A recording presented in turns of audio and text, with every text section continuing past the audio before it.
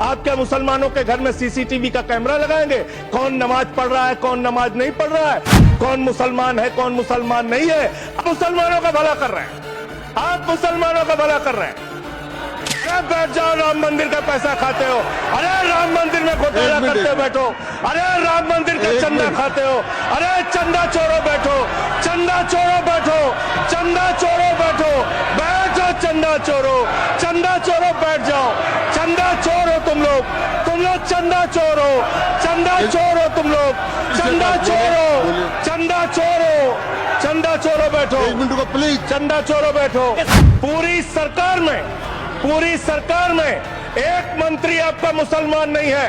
आप मुसलमानों का भला कर रहे हैं। 2 नेता अपने घरों में आपने बैठा दिया, मुख्तार अब्बास नकवी, शाहनवाज हुसैन, दोनों की राजनीति आपने खत्म कर दी। आप मुसलमानों का भला कर रहे हैं, आप मुसलमानों का भला कर रहे हैं, आप मुसलमानों का भला कर रहे हैं।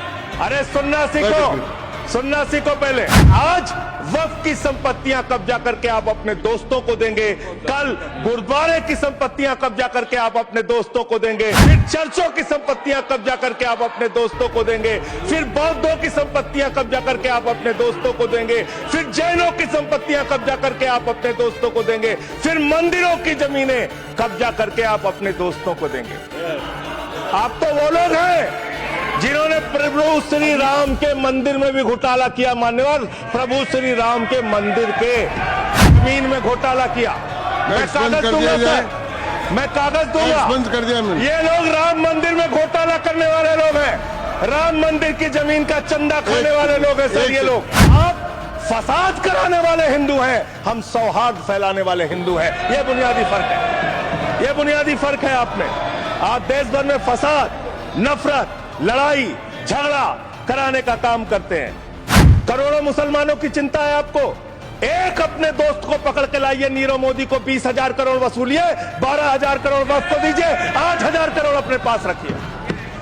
8,000 करोड़ का आपको मुनाफा होगा, 12,000 करोड़ वक्फ को दे दीजिए, करोड़ों मुसलमानों का भला हो जाएगा। काम आपने देश के अंदर बहुत अच्छा शुरू कर दिया।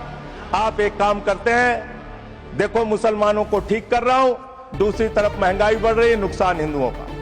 94 लाख करोड़ रुपए शेयर बाजार में डूब रहा है, नुकसान हिंदुओं का। 11 लाख बच्चे स्कूलों से बाहर निकल गए, नुकसान हिंदुओं का। तो मुसलमानों का को ठीक करने के नाम पर आप नुकसान देश के करोड़ों हिंदुओं का भी कर रहे हैं। इसलिए ये सब बातें करके देश में आप नफरत फैला के ये सब झगड़े फसाद के काम मत कीजिए। और अंत में आपसे एक ही बात कहना चाहता हूं, अभी भी वो मौका है इस बिल को, जो गैर संवैधानिक है, जो बाबा साहब के संविधान के खिलाफ है, इसको वापस लीजिए।